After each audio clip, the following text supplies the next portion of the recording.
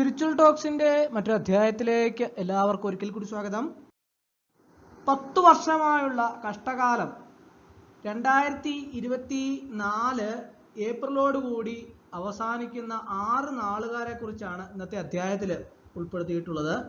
ഏതൊക്കെ നാളുകാരാണ് എന്ന് നമുക്ക് ഇന്നത്തെ അധ്യായത്തിൽ നമുക്ക് വിശദമായിട്ട് നോക്കാം. ആദ്യത്തെ നാളെന്ന് പറഞ്ഞാൽ അത്തമാണ്. ഇവർക്ക് ധനപരമായി നേട്ടം വന്നു ചേരും. ജീവിതത്തിൽ മനപ്രയാസവും ആരോഗ്യ പ്രശ്നങ്ങളും ഒക്കെ ഇവർക്ക് കഴിഞ്ഞ കുറച്ച് വർഷങ്ങളായി അനുഭവിക്കേണ്ടി വന്നിരുന്നു. ഇത്തരം കാലം മാറുകയാണ്. ഇവർക്ക് തൊഴിൽപരമായി ധനപരമായി നേട്ടം വന്നു ചേരുകയാണ്.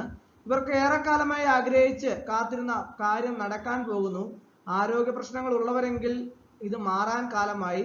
അതുപോലെ തന്നെ പരമശിവനെ പ്രാർത്ഥിക്കുന്നത് നല്ലതാണ്. ഇവരുടെ രാജയോഗം ആരംഭിക്കുന്നുവെന്ന് പറയാം. അടുത്ത നക്ഷത്രം ഭരണി നക്ഷത്രമാണ്. കഴിഞ്ഞ 10 വർഷങ്ങൾ ഉയർച്ചയും താഴ്ചയും ഉണ്ടായ കാലമാണ്. എന്നാൽ ഉയർച്ച അത്ര നല്ല രീതിയിൽ വന്നിട്ടുണ്ടാകില്ല.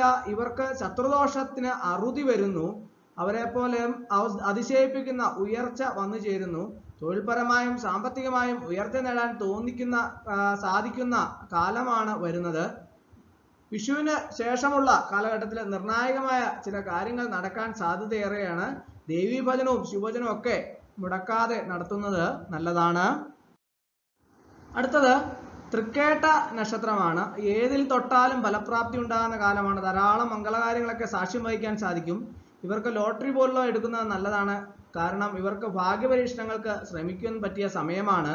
വിലപിടിപ്പുള്ള കാര്യങ്ങളൊക്കെ തന്നെ സ്വന്തമാക്കാൻ സാധിക്കുന്ന കാലമാണ് വരുന്നത്. ശിവഭജനം നല്ലതാണ്. അടുത്തത് മൂലം നക്ഷത്രമാണ്.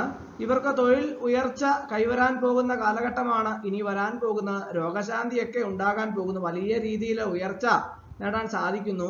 കുടുംബജീവിതത്തിൽ സന്തോഷ മുഹൂർത്തങ്ങളൊക്കെ ഉണ്ടാകുന്നു. കഴിഞ്ഞ 10 വർഷങ്ങൾ ഇവർക്ക് കുടുംബപരമായി നല്ല സമയമായിരുന്നില്ല എന്ന് മാത്രമല്ല, ഇവർക്ക് വളരെയധികം കഷ്ടതകളും ദുഃഖങ്ങളും ഒക്കെ ആയിരുന്നു ഉണ്ടായിരുന്നത്. എന്നാൽ ഇവർക്ക് എല്ലാ ദുഃഖങ്ങളും കഷ്ടതകളും ഒക്കെ ഒഴിഞ്ഞ് ഇവർക്കൊരു നല്ല കാലം വരാൻ പോവുകയാണ്. കഴിഞ്ഞ 10 വർഷമായിട്ട് ഇവർ അനുഭവിച്ചിട്ടിരുന്ന എല്ലാ പ്രശ്നങ്ങൾക്കും ഉണ്ടായിരുന്ന പ്രശ്നങ്ങളെല്ലാം തന്നെ തരണം ചെയ്ത് അവർക്ക് മുമ്പോട്ട് പോകാനായിട്ട് നല്ല കാലം വരികയാണ്. അപ്പോൾ ഗണപതി ഭഗവാനെ പ്രാർത്ഥിക്കുകയും അതുപോലെ തന്നെ ഗണപതി പ്രീതി വരുത്തുന്നതൊക്കെ നല്ലതാണ്. കറുകമാലയെങ്കിലും ഭഗവാന് സമർപ്പിക്കാം. അടുത്തത് രേവതി നക്ഷത്രമാണ്. ഇവർക്ക് തലവര തെളിയുന്ന സമയമാണ്. കഴിഞ്ഞ 10 വർഷങ്ങളായുള്ള മോശാനുഭവങ്ങൾക്ക് പരിഹാരം ഉണ്ടാകുന്ന സമയം. അത്തരം കഷ്ടപ്പാടുകൾ അവസാനിച്ച് ജീവിതത്തിൽ ഉയർച്ച വരുന്ന സമയമാണ്.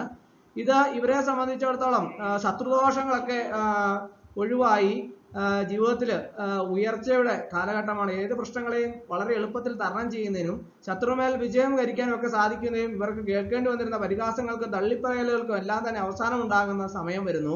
നേട്ടങ്ങൾ കൊയ്യാൻ സാധിക്കുന്ന ഒരു സമയമാണ് ഇവർക്ക് വരുന്നത്. അടുത്തത് ചതയം നക്ഷത്രമാണ്. ചതയം നക്ഷത്രക്കാർക്ക് ഇവരുടെ ജീവിതത്തിൽ ഏറ്റവും നിർണായകമായ സമയമാണ്. ഇവരുടെ ജീവിതത്തിൽ ഏറ്റവും വലിയ സ്വപ്നം നടക്കാൻ പോകുന്ന കാലം. ഇതിനായി പ്രവർത്തിച്ചുകൊണ്ടിരുന്നവർക്ക് ഫലം ലഭിക്കുന്ന കാലമാണ്. ഏറെ ഭാഗ്യം കൂടെയുള്ളതിനാൽ ധാരാളം നേട്ടങ്ങൾ നേടാൻ സാധിക്കുന്ന കാലമാണ് ഇവർക്ക് വരുന്നത്. വിഷ്ണു ഭഗവാനെ കൃഷ്ണനെ ഭജിക്കുന്നത് നല്ലതാണ്. ഗുരുവായൂർ ദർശനം ഒക്കെ ഗുണം ചെയ്യുന്ന ഒരു കാര്യമാണ്. അപ്പോൾ ഈ പറയുന്ന 6 നക്ഷത്രക്കാർക്ക് വളരെ 10 വർഷമായിട്ട് ഇവർ അനുഭവിച്ചുകൊണ്ടിരുന്ന എല്ലാ ദുരിതങ്ങളും ദുഃഖങ്ങൾക്കും എല്ലാം തന്നെ മോചനമൊഴിയുകയും ഇനിയൊരു അവർ പോലും പ്രതീക്ഷിക്കാത്ത രീതിയിൽ ജീവിതത്തിൽ പുരോഗതി ഉണ്ടാകുന്ന ഒരു കാലഘട്ടമാണ് വരാൻ പോകുന്നത്. അപ്പോൾ ഇന്നത്തെ അധ്യായം എല്ലാവർക്കും ഇഷ്ടമായെന്ന് വിചാരിക്കുന്നു. ഇഷ്ടമായ ലൈക്ക് ചെയ്യണം, ഷെയർ ചെയ്യണം, സബ്സ്ക്രൈബ് ചെയ്യണം. പരമാവധി എല്ലാവരിലേക്കും എത്തിച്ചു കൊടുക്കുന്നു. ഒരിക്കൽ കൂടി എന്ന് പറഞ്ഞ് നിർത്തട്ടെ. നന്ദി, നമസ്കാരം.